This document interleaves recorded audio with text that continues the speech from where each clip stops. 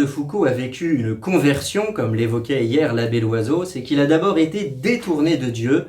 C'est ce qu'il nous faut voir aujourd'hui dans cette vidéo. Plutôt que de dresser une liste de tous ses vices de jeunesse, ce qui ne représente que peu d'intérêt spirituel, nous chercherons plutôt à saisir l'état d'esprit dans lequel il a vécu cette tranche de vie peu recommandable. Voyez-vous, on dit souvent que c'est sa vie immorale qui a entraîné la perte de sa foi. Nous verrons que c'est tout l'inverse, un renversement de valeurs. Charles de Foucault naît à Strasbourg dans une famille périgourdine très catholique. À l'âge de 6 ans, sa petite sœur et lui se retrouvent orphelins et sont éduqués par leur grand-père, figure à laquelle Charles de Foucault demeurera toujours très attaché. En seconde, âgé de 14 ans, Charles de Foucault lit énormément, mais manque cruellement de conseils pour le guider dans ses choix. Le positivisme d'Auguste Comte est à la mode.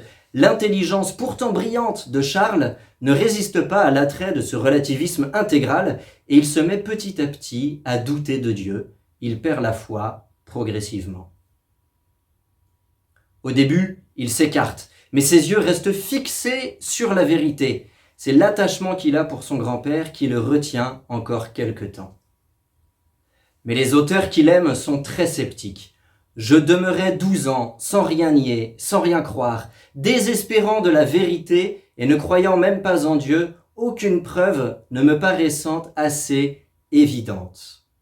Comprenons bien que ce désespoir de vérité qu'évoque ici Charles de Foucault n'en est pas resté au niveau simplement affectif. C'est une position volontairement choisie. La raison est incapable de reconnaître si Dieu existe ou non. Lorsqu'âgé de 16 ans, Charles de Foucault rentre en prépa pour Saint-Cyr à Ginette, il n'y supporte pas l'atmosphère et travaille à peine.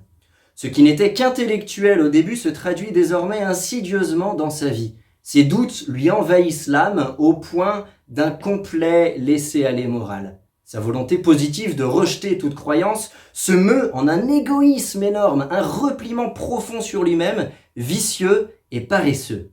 Un adolescent qui n'a de goût ni pour le travail, ni pour l'action. C'est catastrophique. Lui qui était si propre sur lui, soucieux de son apparence, à la limite même de la coquetterie, délaisse sa propre personne. Lorsqu'il rentre à Saint-Cyr, dans la promotion Plevna dont est issu Pétain, Charles de Foucault a tellement d'embonpoint qu'il est impossible de trouver un uniforme à sa taille. Il évoluera plusieurs jours, pendant l'exercice, en civil, attendant qu'un costume sur mesure lui soit enfin taillé. Imaginez un peu la situation. Il développe dans cet univers de grandeur militaire un dégoût de vivre qui témoigne d'une grande dépression. Son grand-père meurt en effet lors de sa 2e année à Saint-Cyr. Ce dernier lien d'affection qui le retenait encore est maintenant brisé. Son abattement extrême entraîne son attitude négligente. Charles de Foucault n'hésite plus à entrer dans un libertinage violent. Renvoyé de Saint-Cyr, il est sous-lieutenant à Saumur, dont il est également renvoyé pour cause de mauvaise conduite. En effet, Foucault est sorti sans permission, joue au jeu d'argent, organise fête sur fête. Malgré les mauvais jugements de ses chefs, Charles s'entête et s'obstine dans ce choix délibéré d'une vie dissolue. Il demeurait paradoxalement dans une grande tristesse et une solitude à l'occasion de celle-ci. Cette insatisfaction qui croîtra au cœur même de ces fêtes sera une première préparation à la rencontre avec Dieu. Vous me faisiez sentir un vide douloureux, une tristesse que je n'ai jamais éprouvée qu'alors. Elle me revenait chaque soir, lorsque je me trouvais seul dans mon appartement. Elle me tenait muet et accablé pendant ce qu'on appelle des fêtes. Je les organisais, mais le moment venu, je les passais dans un mutisme, un dégoût, un ennui infini. Mon Dieu, c'était un don de vous, comme j'étais loin de m'en douter. Mais il y aura bien du chemin avant sa conversion. Refusant de se soumettre à ses supérieurs qui lui ordonnent de cesser sa liaison illégitime avec une femme, Foucault préfère quitter l'armée. Non pas par amour pour cette femme, mais par orgueil. Il n'a pas admis qu'on touche à sa façon de concevoir la vie. Alors il est intéressant de noter que c'est une attitude d'abord intellectuelle et spirituelle qui a ensuite un rejaillissement sur sa vie morale.